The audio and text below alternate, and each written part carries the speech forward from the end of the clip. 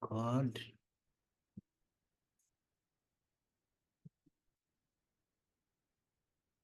Good day, everyone. It's my privilege to present this paper at the Artificial Intelligence for Healthcare Workshop taking place in Italy.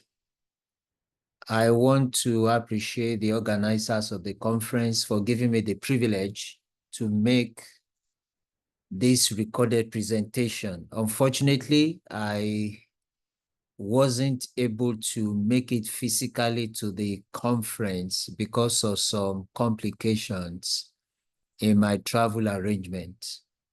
And the organizers have given me this privilege to actually make this presentation. So the title of my paper is Predicting COVID-19 Post-Vaccination Mortality in Persons with Cardiovascular Disease Risk Factors using explainable AI, Molawande Daramola by name, from Department of Informatics, University of Pretoria in South Africa. The outline of my presentation as follows. I will do a brief introduction, look at an overview, give an overview of related work, and end up with a conclusion. I intend to do all of this within 10 minutes. So by way of introduction, COVID-19 pandemic and vaccination efforts.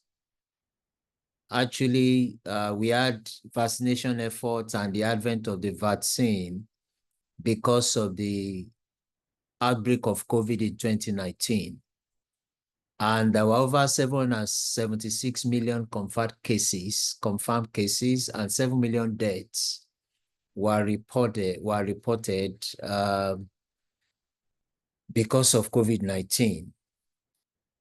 Now, post-vaccination, there have been a lot of reports on adverse events stemming from post-vaccination. That is, after people got vaccinated, some of them had complications.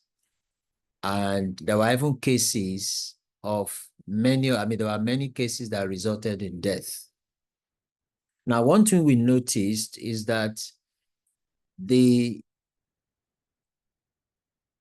particular cases that has to do with persons with cardiovascular risk factors has been underreported so far in the literature. And because of that, we were motivated to actually look into this. Now, the objective is to understand the critical determinants of COVID-19 vaccination mortality in this category of persons. And we have tried to do this in our work using explainable AI. In terms of related work, we have looked at literature and we can report a number of approaches that has been engaged by other researchers in certain aspects that are, we can say, related to what we have studied, but not exactly the same. For example, the work by the authors that we have cited as number 2 in our paper actually examined adverse events related to vaccination using the VAS database. And to be able to do that, in terms of approach, they use a combination of ontology and machine learning, and also a database system. And at the end of the day, they were able to develop predictive tools for symptoms leading to hospitalization and treatment. Also, other authors have also looked at developing prognostic tool for COVID-19 vaccine risk. We also have predicted severity of advanced responses to COVID-19 and influenza. And also, we also had authors in 5, 6, and 7 that examine advanced events post-vaccination in patients with comorbidities. The bottom line really is that none of the previous approaches have actually looked at post-vaccination adverse events for people with cardiovascular risk disease factors. And that is what we have done in this study. By way of our approach and methodology, we actually adopted a 4-stage approach. The first stage had to do with pre-processing of the vast data set. The second stage had to do with model selection and then training and hyperparameter tuning of the algorithms that we used, and also the model evaluation. In the third stage, we actually applied a stack assemble approach, looking at 2 stack assembles to see whether we can improve on the performance of the selected base models. And lastly, in the last stage, we explored the sharply additive explanation model to interpret the results generated from the machine learning algorithms. So we used 7 algorithms, which are logistic regression, the k-nearest neighbor, the deep multilayer perceptron, support vector machines, random forest, extreme gradient boosting, and also categorical boost, cat boost. And we also applied 2 stack assembles. Now, the configuration of the stack assembles was informed by the performance of the 7 base models that we used. So we formulated 2 stack assembles using the 2 algorithms that had the best performance as a meta-learner. That was exactly what we did. These are some of the parameters that we used for our upper parameter optimization. These are the parameters we got after we implemented our parameter optimization. And our results, looking at the 7 models, showed that extreme gradient boosting had the best performance. Extreme gradient boosting and also the categorical boost, the cat boost, had the best performance. The performance of the 2 algorithms were actually very close.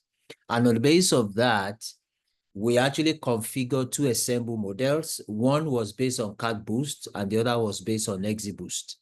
Now, comparing the performance of these 2 models, we found that the cat boost actually had the best or the better performance out of the 2 stack models. So this is just a summary of the results that we have. The cat boost in terms of accuracy is 0.96. The F1 score is 0.96 and the AUC is 0.96.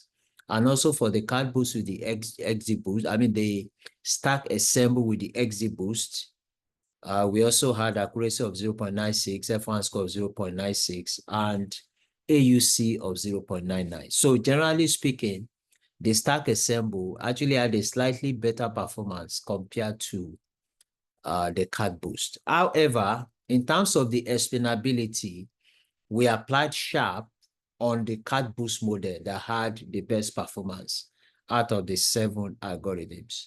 Now, looking at what we have here, we could see really that the most critical predictors of mortality risk in this category of people, that is cardiovascular, people that had cardiovascular disease factors, are actually old age, the length of stay in the hospital, diabetes, presence of diabetes, or people that have issues with diabetes, high cholesterol, and high blood pressure. Whereas we also identified decreased mortality risk with persons that had no history of current illness or disability or emergency care, or the nature of the post-adverse event that they had did not require a visit to the doctor, and also those that completed their vaccine dosage. All of this category of persons had a reduced risk of mortality due to post-COVID-19 adverse events. So in terms of the key findings of this study, so the critical risk factors that actually led to mortality in this category of people were age,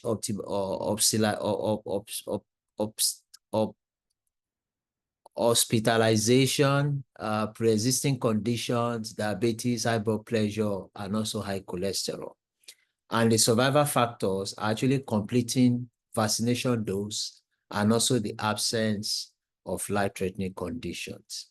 By way of contribution, we believe that this work has actually enhanced understanding of the critical factors that